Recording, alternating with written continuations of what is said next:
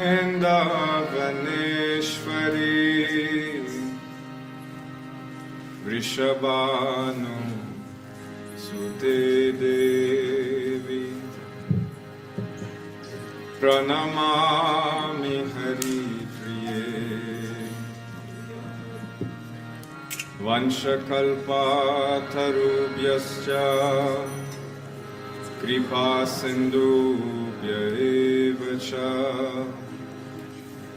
Patitanam pavanebhyo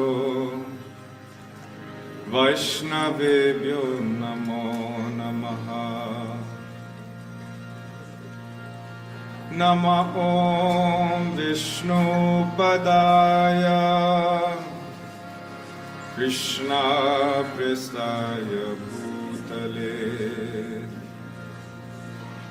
Srimate Bhakti Vedanta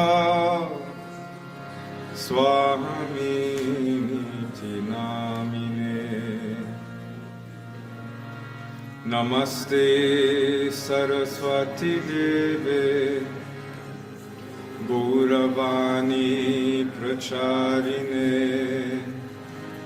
Nirvishesha Shunyavadi Pastyacha-deshatarine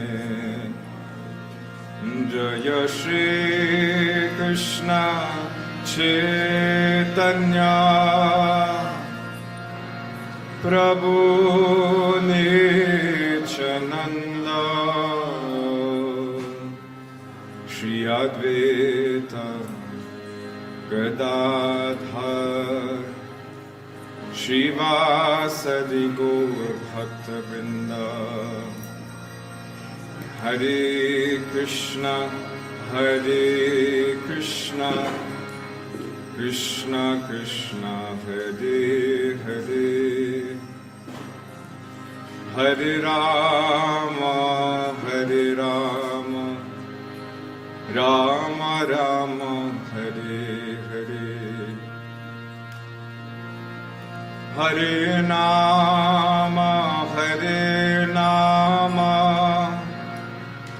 Hare Nama Eva Kevalam Kalo Nasteva Nasteva Gatiranyata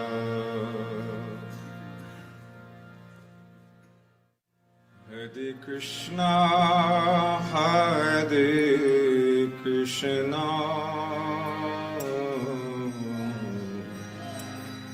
Krishna Krishna Hare Hare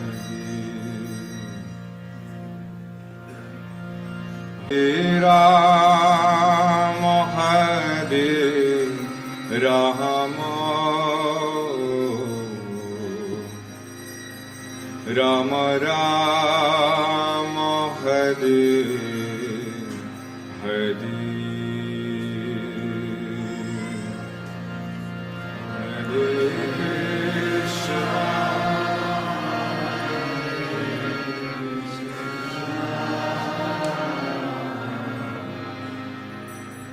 Krishna Krishna Hare Hare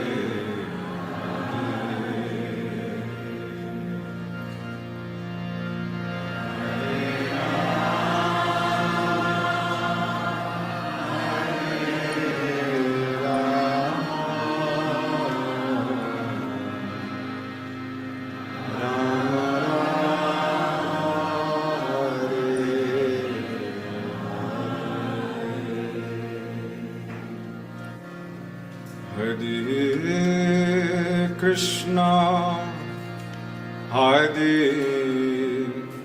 Krishna Krishna Krishna Hare Hare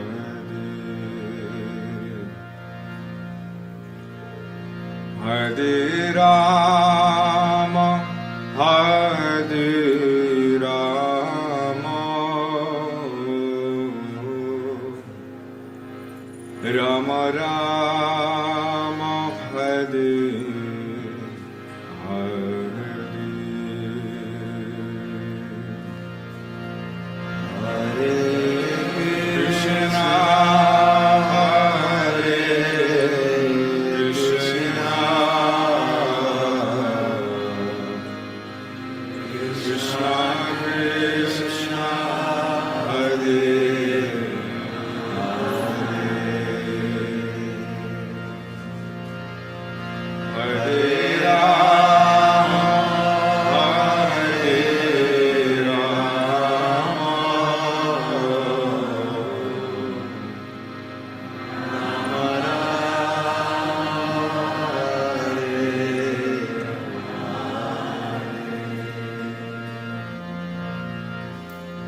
Hare Krishna, Hare Krishna, Krishna Krishna, Hare Hare, Hare Rama, Hare Rama, Rama Rama Hare Hare, Hare Krishna, Hare Krishna, Krishna Krishna, Hare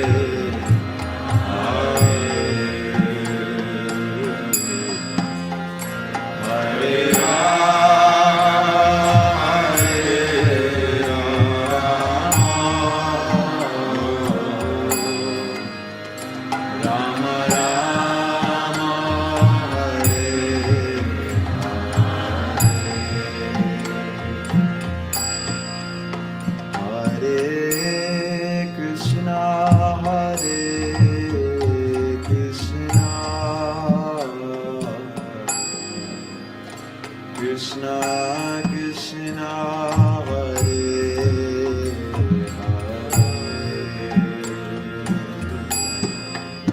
Hare Rama Hare Rama, Rama Rama Hare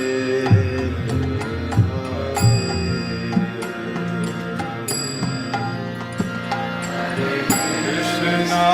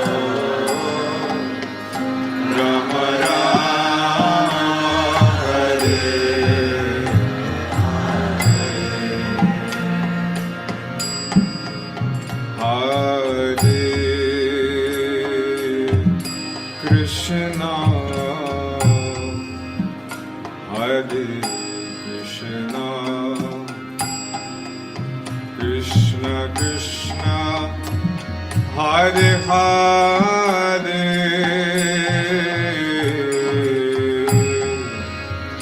Hare Rama Hare Rama Rama Rama Hare Hare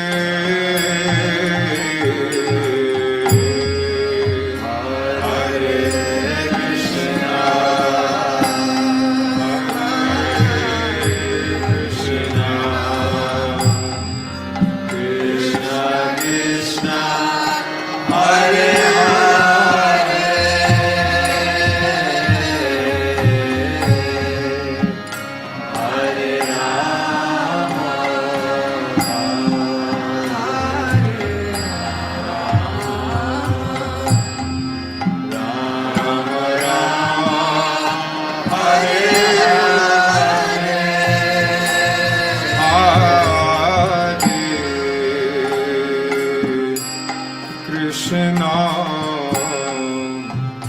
Hare Krishna, Krishna Krishna, Hare Hare,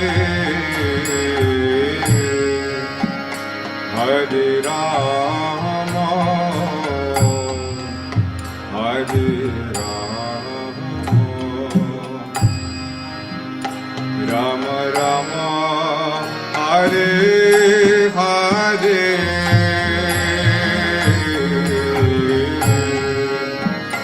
Hare Krishna, Hare Krishna, Krishna Krishna, Hare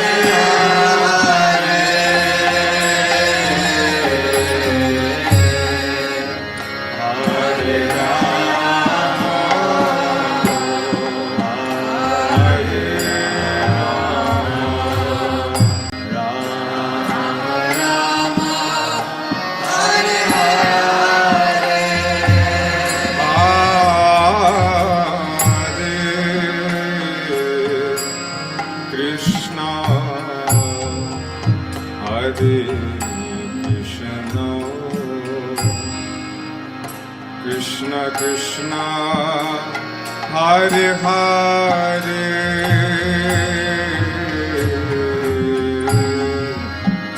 Hare Rama, Hare Rama, Rama Rama, Hare Hare.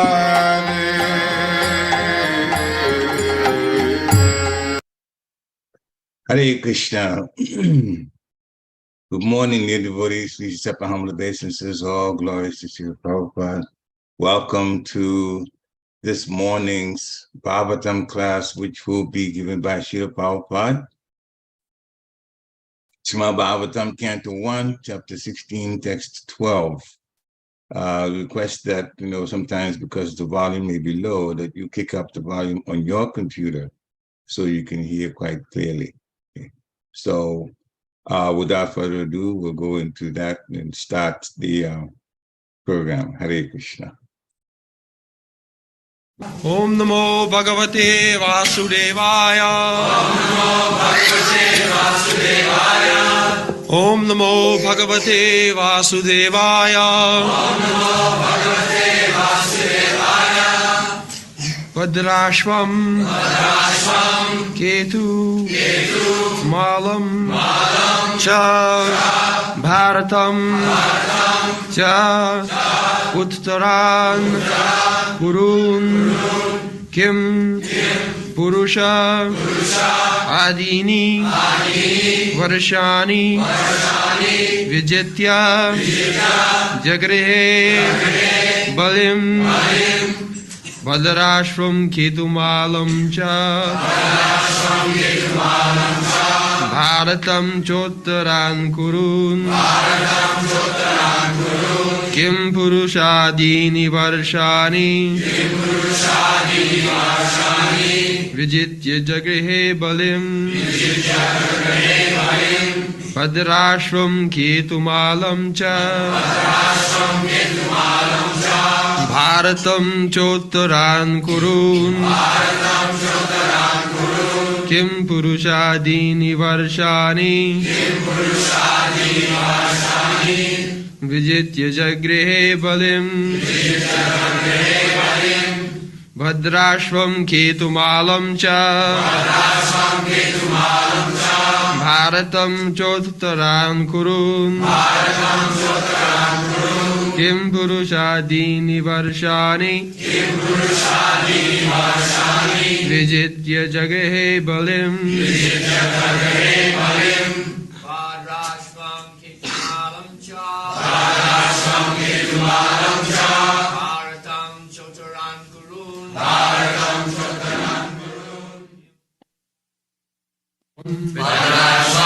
Bhadrashva Ketumalam Ketumala Ja also Bharatam Bharata Cha and Uttaran the northern countries Kurun the kingdom of the Kuru dynasty King Purusha Adini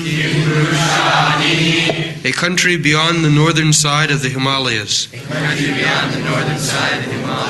Varshani parts of the earth planet Vijitya conquering Jagrihe exacted Balim strength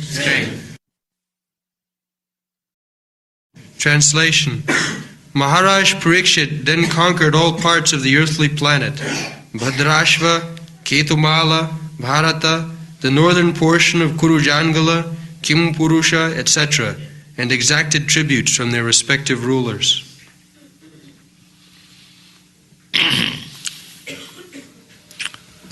So in this verse it is descriptive, different parts of the world. So the important word is here, Vijitya Jagrihe Balim. Balim, I do not know how it is said, strength, tax, tributes. The king, the emperor would conquer a country and levy tax, must give at least token. It doesn't matter, even £1 or $1 per year, but he must pay something, token. That means he agrees to become subordinate. Just like according to Rent Act, a poor man must pay something, it may be, in our country it is so. So that the landlord have the claim. Without rent, after some years it becomes his property. So, this conquering of other countries was not like the Napoleon conqueror or Hitler conqueror. No.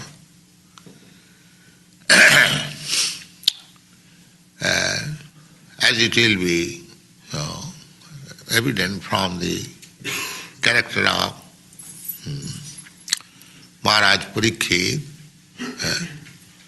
the idea was to keep the whole world Krishna conscious. If certain countries, certain parts of the world would not be Krishna conscious, then this king would go and chastise them. Just like Krishna used to kill the demons. There was one Pondro, even during Krishna's time, he placed himself as Vishnu. He artificially made 4 hands. So he challenged Krishna that I am Vishnu. So Krishna immediately cut his head. So any impostor, pretender, representing as the incarnation of God or something like that, in those days the king would not tolerate. Immediately cut his head. What to speak of thieves and rogues. So the kings going to other country, conquering, it did not mean that to acquire some position, land position. No, that was not the aim. The aim was all the fights in Mahabharata or in Ramayana, it was meant for chastising the godless. Godless. Just like Ramchandra. Lord Ramchandra chastised Ravan. So he went to Lanka, they call Ceylon, and crossed the sea by making bridge. But what was the idea? The idea was that this rascal, demon, is a godless person. So therefore, he must be punished. He was punished not alone. Anyone who joined with him, everyone was punished. But Lord Ramchandra did not occupy the land for his kingdom. He installed his brother Vibhishan, who was a devotee, in the place of Ravana. Just like Krishna. Krishna was taking part in the battlefield of Kurukshetra and inducing Arjuna that you fight. Arjuna was not willing to fight, but he was inducing to fight. What is the purpose? Because the other party represented thieves, rogues and demons.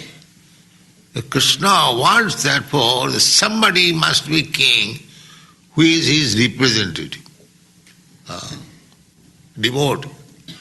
That is the whole plan.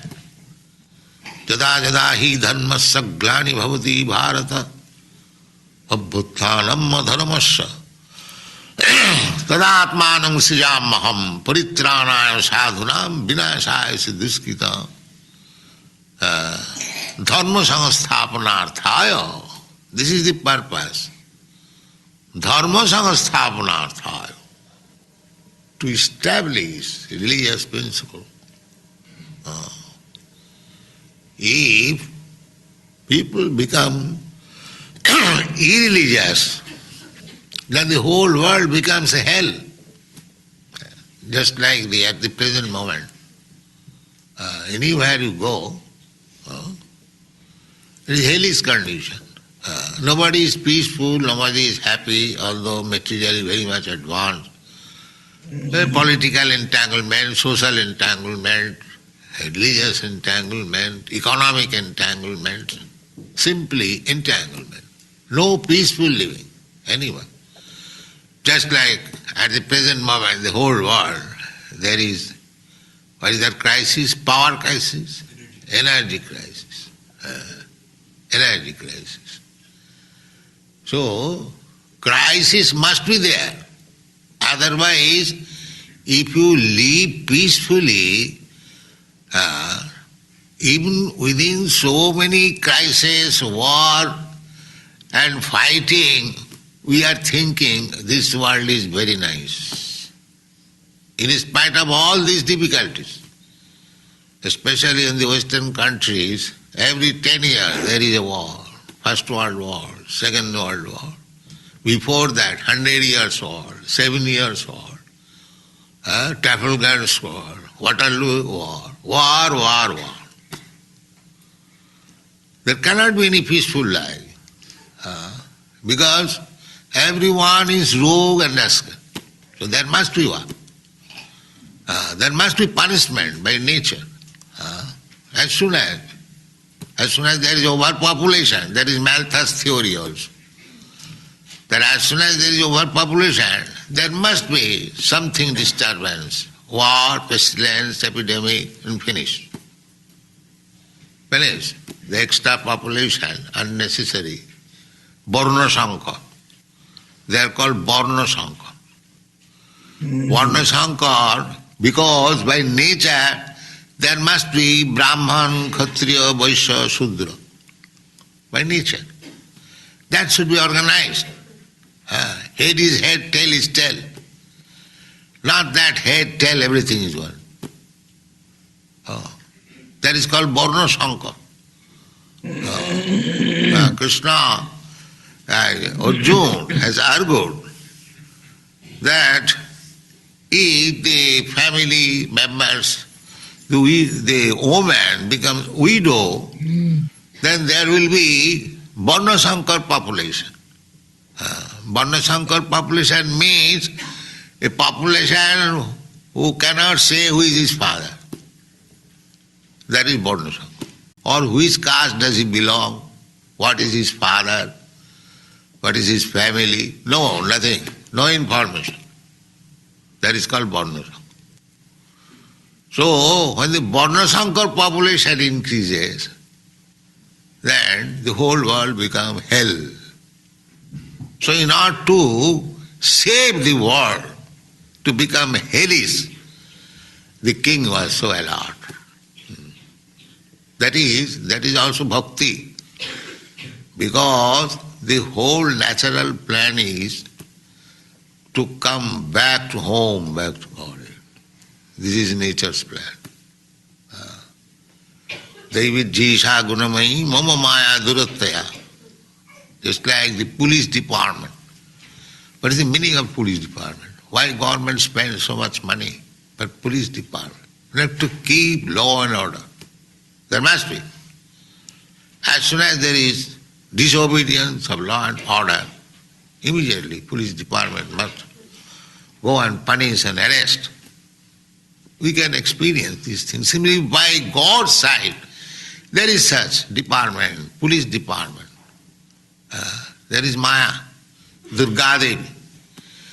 Durga Devi, you have seen, most of you might not have seen Durga Devi's picture with trident in the hand. The Asura is being attacked by the trident. So this trident means threefold miseries.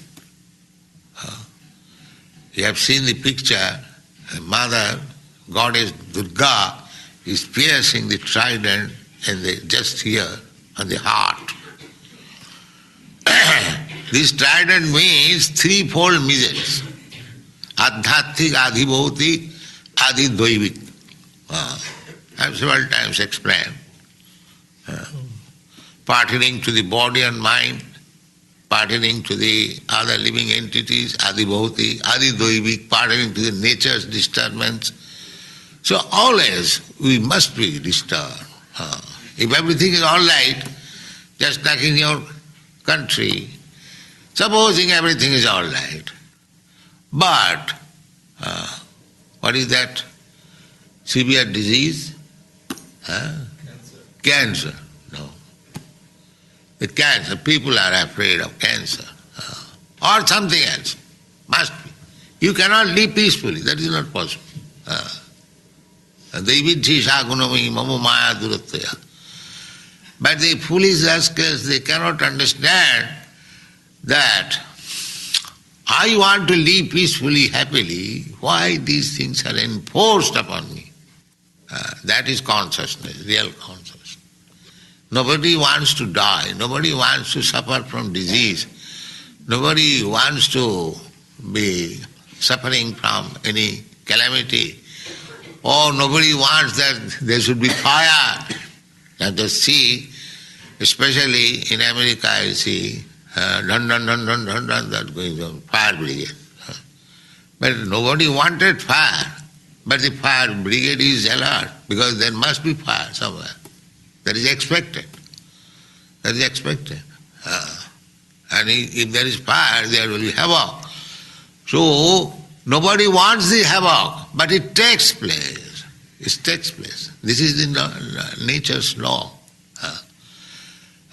Because as soon as dharma saglani bhavati, tadatmanam srijamaha, there may not be discrepancies in the process of religious life. That is nature's law. So, what is that religion? That is also explained in the Bhagavad Gita. Sarva dharman parityajya mamekam. This is religion. To surrender to God. It doesn't matter what religion you profess. It doesn't matter. But you must learn how to obey the Supreme Lord. That is religion. Religion does not mean that you stamp some stereotyped religion. I am Christian, I am Hindu, I am Muslim, I am Buddhist, and then fight. That is not religion. That is fanaticism. Religion means how one has become devoted to God. That is religion. Sabai pungsang paro dharma jato bhakti radhokhaji. You claim to be religious, or you claim to be Hindu or Christian or Buddhist, that's all right. But do you know what is God? Everyone is silent. Everyone, all nonsense, rascal, silent. He doesn't know what is God and what is his religion. If you do not know what is God, a fake idea, that is not religion. You must know what is God. Just like to become American citizen, it requires to know something of the history of America. So if American citizen, if you ask him, what we are, I am American. Who is your president? I do not know. What is this nonsense, America? Would you like to hear from him that I do not know who is president? Similarly, a human being professing some certain type, what is God? Religion must be in relationship with God, any religion. But ask him, what is God? No answer. But religion means sabai pungsang paro dharma jato bhakti adho khaji ahituki apratihata jenatma samprasidati. This is religion. First class religion. What is that first class religion? Jato bhakti adho khaji. By practicing which one becomes a devotee of the Lord. That is religion. That is religion. So instead of becoming devotee of the Lord, we are devotee of dog. This is our position. So in order to save the human society from this dangerous condition, without any knowledge of God, without any knowledge of religious principle, there must be some strong kings, strong government to save the people. Because this human life is a chance. Other inferior type of life, animals, birds, bees, trees, it is not possible. They are also living entities. But human life is developed consciousness. So this is nature's gift, that now you try to understand what is God. Now you try to understand what is your relationship with God. Now you practice yourself how to go back home, back to home. Back. This is the business of the human society. So unless the king or government looks after it, how people will be advanced. The government is advocating that you drink, you eat meat, You have prostitution and gambling and give me tax. Finish. My business is finished. So Parikshit Maharaj was not like that.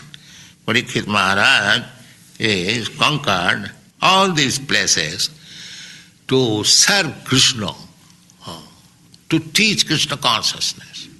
Therefore he conquered. Otherwise, that is the business of all devotee. Yesterday we were speaking of Digvijay. So every devotee should be so sincere to Krishna or God that he must execute Krishna's mission. Krishna himself comes. Krishna comes as devotee. When he came personally, he established his position as God with all opulences, 6 opulences, and he asked through Arjuna, Sarvadharman Parityajya Mamekam Saranam Vraja. This is Krishna's demand. You rascal, because we are all parts and parcel of Krishna, we are suffering. Manas sasthani indriyani prakritisthani karusati. A great struggle for existence within this material world, simply by mental speculation. Mana, sasthani indriyani. And then the indriyas are misguided, simply sense gratification, not for controlling the senses. Human life means to control the senses, not to open the senses, naked. This is not human life. To control, that is the distinction between animal and human life. Animal cannot control. The human civilized man must have the capacity to control. That is human civilization. That is called tapasya. Tapasa brahmacharjena. Jamina daminava. This is human life. So Parikshit Maharaj, in so many ways, he was king, emperor, not for exploiting the citizen, but to give them real sense, real consciousness, so that they may become happy. Now we can read some of the description of the places we have selected from Mahabharata. Read it. Bhadrashva. It is an island near Meru Parvat. There is a description of this island in Mahabharata, Bhishma Parva, 7:16 through 18. The description was narrated by Sanjaya to Dhritarashtra. Maharaj Yudhishthir also conquered this island, and thus the province was included within the emperor of all lands ruled by his grandfather, but still he had to establish his supremacy while he was... This island might have changed the name because there are so many islands, just like the Java Island, the Lakkadweep Island, very small island. Similarly, this Meru is also another island. Not only these small islands, but according to Vedic culture, each planet is called island. Each planet. Just like this planet, earthly planet is called Jambudweep. Why it is called Deep? Deep means island. Because actually it is island of the air. Just like there are so many islands in the sea, similarly this vast air, outer space, and all these planets are floating like island. Therefore they are called island, Deepo, Jambudweep. Here in this earthly planet, long ago, it is said in the Vedic literature, Sapta Dvipa. Sapta means 7. So this earthly planet is of 7 Dvipa, 7 islands. These 2 Americas, north and south, they are islands. Africa, one island, and combine Asia and Europe, another island. The two poles, two islands. Australia, another island. This, you see, Saptadvipa. So they say they discovered America. So, but this discovery was long, many millions of years it was known. Where is the discovery? Huh? That poor fund of knowledge.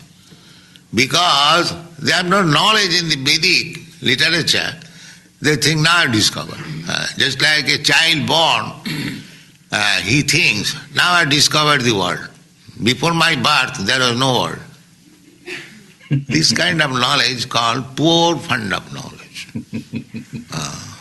Therefore, knowledge must be taken from the Vedic literature. Veda means full knowledge. And that full knowledge, when it is properly utilized, then you can understand Krishna. Vedaishta sarvai ahameva vedyam. First of all, you have to take to the Vedic literature for real knowledge. And when you come to the platform of real knowledge, then you can understand Krishna. Before knowing Krishna, you are in darkness. You are in darkness. Because it is said, Vedaishta sadvai, Veda means knowledge. The ultimate goal of knowledge is to understand Krishna. And therefore it is called Vedanta. Vedanta, Veda means knowledge. And Anta means the ultimate. Vedanta, Vedanta philosophy. The Vedanta philosophy gives you direction. What is the object of knowledge? Athata Brahma Jigyasa. Now, object of knowledge is to understand the Supreme, the origin of everything. That is object of knowledge. Philosophy. Philosophy means science, anything. Science also trying. What is the original cause of this creation? What is the original cause of life? But because andhajathandhiripuniyamana, the so-called philosophers, scientists, they have been taught by another unscientist, not scientist. So he is also not scientist, not philosopher, because he has been taught by another andha, just like one blind man leads other blind man. So what will get knowledge? So therefore, according to Vedic civilization, it is enjoined, it is ordered that if you want to take knowledge, tad vijnanartham, to understand the complete science, tad vijnanartham, the spirit, so gurumeva avigachet, you must approach a bona fide guru. Otherwise there is no knowledge, there is not knowledge. So Vedic knowledge is so perfect that this Bharatvarsha, 7 islands. Now the 7 islands is still there. You cannot make 8 or 9 or 6. The 7 islands are still there. The 7 islands means within 7 islands, the 2 Americas, North and South America are there. So why it is called Columbus? Columbus discovered. No, it was already in the Vedic literature. You will find in Shankaracharya's, when Columbus discovered America, how many years ago? 200 years? 500 years. And Shankaracharya has described about the 7 islands 1,500 years ago. So why the credit should go to Columbus? It should go to Shankaracharya. But andhajathandhirupanyamana, he said that I have discovered. So he was talking, perhaps you know this story, he was talking among his friends. So the friends ridicule another friend. So they were criticizing, for nothing you got some credit that you have discovered America. What you have done? It was already there. So he said, yes, that is knowledge. Things are already there, but one who puts it into the forefront of the public, that is credit. So actually everything is existing. We have to simply take the knowledge. The modern method is ascending process. The knowledge is there, but still they are trying to understand it by arohapantha, ascending process. It is called inductive knowledge. Inductive knowledge means that suppose the man is mortal. So the so-called scientists, they are trying to discover the law why man is mortal. They are studying, this man is mortal, this man is mortal, this man is mortal. Therefore, it is concluded that all men are mortal. Nobody is immortal. But another man will argue that you have not studied all the human society. How you can conclude? Therefore you must study. So this study will go on for life after life. They will never come to a person who is immortal. But they will protest that we cannot accept. But our process is deductive. We say that man is mortal, first of all. Therefore, John is a man, he also mortal. This is deductive process. First of all, we accept man is mortal. The inductive process is that why shall I accept man is mortal? I may not have seen a person who is immortal. So that argument can be given. But we accept this Vedic knowledge, the first premises, accepted. Just like we accept that God is the source of everything. God says, Krishna says, that aham sarvasya prabhava mattas sarvam pravartate iti matta bhajanti maga buddha bhava samannita. Krishna says, I am the origin of everything. Everything emanates from me. Matta sarvam prabhava. Sarvam means everything. There are two things, animate and what is the opposite? Inanimate. There are two things. So Krishna says, aham sarvasya prabhu. I am the source of both animate and inanimate. So Krishna, what is Krishna? Krishna is light, supreme light. Krishna is not dead. We are getting Krishna's description. He is not a dead body. These are things very, I want to say, elaborately described in the Vedic literature. Just like in Vedanta it is said, the origin of everything is Brahma. Janmadasya jataha pathata brahma jigyan. Now, this origin of everything, what is the formation? Animate or inanimate? This is accepted. That Brahma means, the absolute truth means, the origin of everything.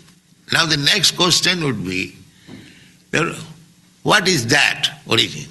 These modern scientists, they think the origin is chemical. But we say, no, it cannot be chemical. Janmadasya jata annayat itaratascha arthesu abhigga. The origin of everything must be cognizant. He knows everything. Otherwise, how he can be origin? It is very logical. Janmadasya jataha annayat, origin. Just like I have established this institution, I know how it was established perfectly, and how it is going on. And somebody may not know how it was established in New York with so great difficulty. But because I am the origin founder, I know. So similarly, so many things are going on in the nature's way. Though, say, origin, he must know everything. And if he knows, then he cannot be inanimate. Where is the possibility of the origin becoming inanimate? No. Because the argument is, if one is origin of everything, or something is origin of, he must have sense how things are going on. That is explained in the Srimad Bhagavatam. Janmadasya jataha annayat itaratascha. Arthesu abhigya, this word is used. Abhigya means cognizant. That if he is the origin of everything, how we got all knowledge perfectly. Therefore the next word is sarat. He is fully independent. He doesn't require to take knowledge from anyone else. Otherwise how he can be origin? Sarat. Muyanti suraya. That origin is so perfect and still suraya. Many scholars, many scientists, philosophers, they are also bewildered that how he can be a person. Muyanti suraya. Tini brahma dida adikavai. Muyanti suraya. These things are described. So actually, if we want to have knowledge of everything, the source of knowledge is Vedas. And the essence of Veda is called Vedanta. And the descriptive explanation of Vedanta is the Srimad Bhagavatam. Bhasang Brahmasutranang. Brahmasutra is the Vedanta philosophy. Krishna has also referred to Brahmasutra. Brahmasutra hetumadbhi vinishchitam. He recommends the hetumadbhi prastha. There are three prasthas, and Brahma Sutra is also prastha, the way of understand. So Krishna has recommended that if you want to know things with reason and argument, then try to understand Vedanta Sutra. Those who want to know the absolute truth through reasoning and argument, then one should study Vedanta Sutra. But Vedanta Sutra means codes. Just like they have got code book, one word, it is meaning so many other things. Businessmen, they have got codes. When they send cable to their customer or to their principal, they use some codes. It saves so many words. So Brahma Sutra means codes. So that code also requires explanation. And that explanation is Srimad Bhagavatam. Bhasyam Brahma Sutrana. Brahma Sutrana, the codes explained in the Brahma Sutra, that is explained in the Srimad Bhagavatam. Thank you very much. Hare Krishna. Another wonderful lecture by Srila Prabhupada. This is quite deep. It explains a number of things about our existence. But before that, I comment on it. Please unmute yourself, and if you have some takeaways, some realizations from it, or some questions, you can ask also. Some realizations you can express, so we all can benefit from it. There are a few of us, there's 5 so far. But the discussions can be quite lively if we, all also unmute and share. So, is anyone ready to now share something from this? Their understanding? You can unmute now and talk about this text is very, very, very nice. I'll go up to the translation itself. So if you remember, Maharaj Parikshit conquered all parts of the earthly planet. All parts of the earthly planet. That's what an emperor would do. So are there any comments?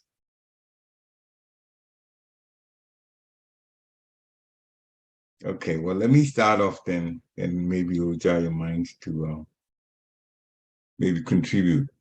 So this translation, Maharaj Parikshit, who was the emperor, then conquered all parts of the earthly planets, and it's Bhadashva, Ketumala, Bharat, northern portion of Kurujandala, Kimpurush, and so on, and exacted tributes from the respective leaders. So that is the translation.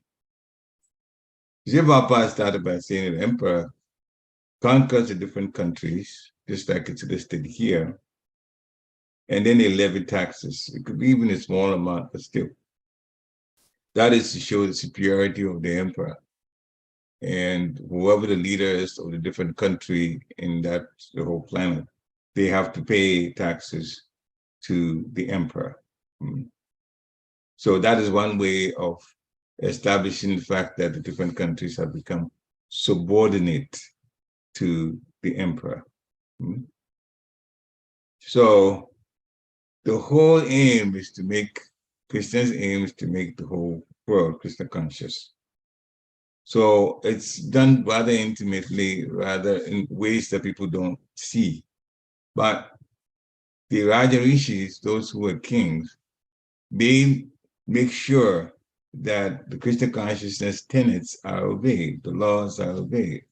Just like Srila Prabhupada, even though he has not made it mandatory for the whole world, but if you get initiation, then it becomes mandatory that you have to chant the Hare Krishna Maha Mantra. You have to literally vow to do that, 16 rounds minimum. You have to obey the 4 regulated principles, no meat eating, no gambling, no illicit sex, no intoxication.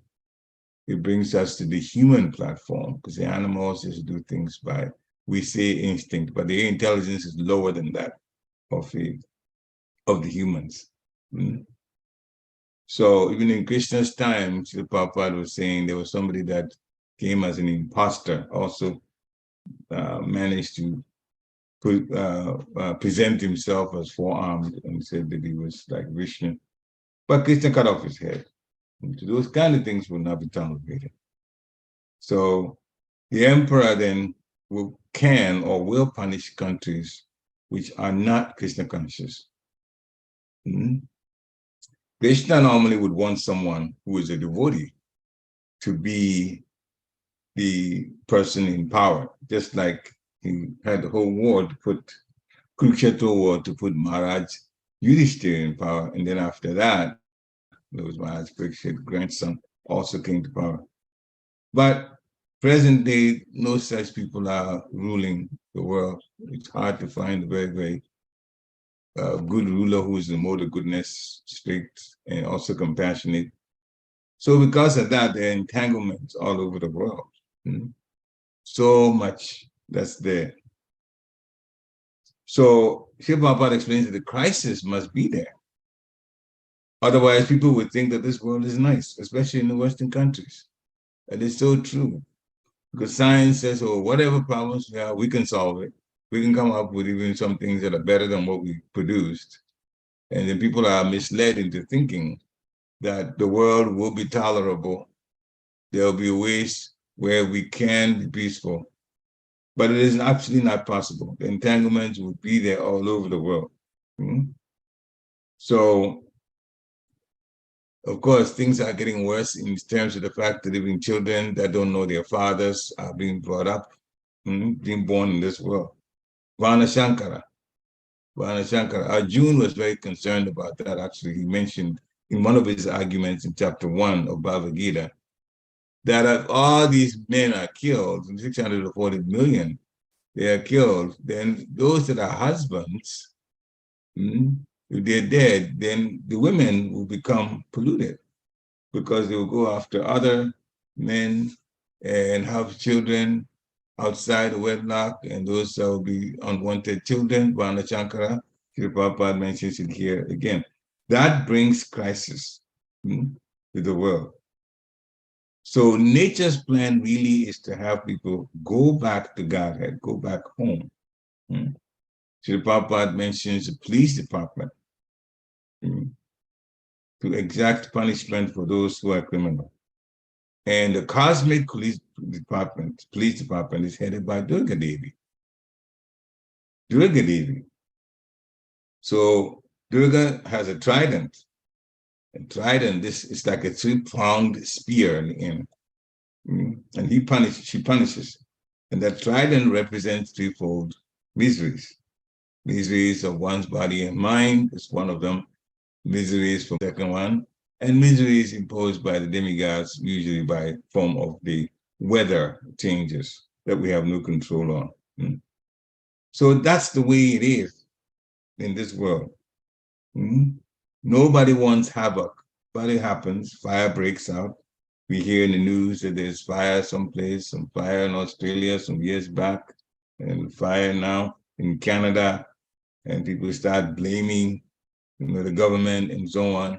But the fact is, those things are natural things that happen here to make people of the world uncomfortable. And the idea of the discomfort, because it's jail, is to try to see what the world is for real. Why are we suffering here? You start questioning why things are that way. And then you say, well, how do you solve that? We have to get out of the world. And that is Krishna's plan, to have us come back to the world. So the problems will continue. Srila Prabhupada talked about religionists. Religionists are fake in this world in so many ways, for lack of a better word, because they don't know what is God. They don't know. You give an analogy that to be American, you should know something about American history. How can you say you're American if you don't even know the name of the president or who the president is? So human society is to try to understand what is God and our relationship with God. Then he mentioned one more thing, and after this, if we want to make some comments about it, then I'll stop. The planets. It is so revealing. If you listen, everybody, the hearing is so important. He said, Bharat this planet, it was called Jambudweep. The earth was called Jambudweep. First, it was called Bharat. But originally, Jambudweep. Dweep means island. Well, now, our definition of island is a land that is completely surrounded by water. But then he said, each planet is called an island. Each planet. Why? Well, there must be something that surrounds it completely for it to be an island. And Srila Prabhupada defined what it was. He said the air. And you certainly cannot argue that point. All the planets are floating in air. So just like we have our definition of island, meaning that one that is surrounded totally by water, that's one of the elements. Air is also one of the elements. Therefore, the planets that are floating in the air can then be considered as dweep or islands. So that's one new thing we have to learn. The islands floating in based on the element air. So that is for all of the islands, all of the islands, all of the different planets in each universe. So now we were thinking in terms of water, but now we know that air can also, Vedanta, the knowledge, the ultimate knowledge. He says Veda means knowledge, Anta means the ultimate. And one example is shown here, that taking the element air, you can also define the planets as islands in that way. So Bharadvaja has 7 islands. We call them continents. Modern people use that word continent. But actually they're islands because even if you don't consider water, you definitely would consider the fact that the planet itself is floating in air. So, of course, the air surrounds all of the countries. In fact, we cannot survive without it. So it surrounds all of it. Then he made a point about the modern method being the ascending method, Aruhapanta. They use the inductive process to try to do research. And then he says, okay, well, man is what? Immortal? No, man is mortal. Well, the argument is, how do you know that man is mortal? Have you done research to find out that every single man is mortal? Maybe some man that's immortal. You haven't found yet, so you have to keep doing research. But Krishna, our purpose, our way of understanding knowledge is the deductive process. We must accept. Krishna says, Aham Sarvasya Prabhava, I am the source of everything, both animate and inanimate. So the origin is Krishna. And he says that, and in our deductive process, we accept that statement from Krishna. So everything is in the category of being animate or inanimate, living entity or non-living type, animate or inanimate. So the origin of everything then, Krishna must be animate, can be inanimate, and then be the controller of everything that is animate and inanimate. And in Srimad Bhagavatam, Canto 1, Chapter 1, Text 1, Srila Prabhupada quoted also, that Krishna is Swarat, is fully independent, and fully cognizant, Abhigyan and Swarat, is fully independent. So we are studying the commentary, Srimad Bhagavatam, the commentary from the Vedanta Sutra. Sutra means the codes. So Srila Prabhupada explained all of these in great detail. And so we're very fortunate to have a lecture that is that deep, is philosophical. We also explain so many things. My takeaway is that we've been thinking about the different planets as islands because it's based on them all being in air rather than before I heard this lecture, I'm thinking everything is an island based on water. But then, Srila Prabhupada explained so wonderfully that air can also be the element that can cause a body to be called an island, in this case, the planets. Are there any questions or other comments?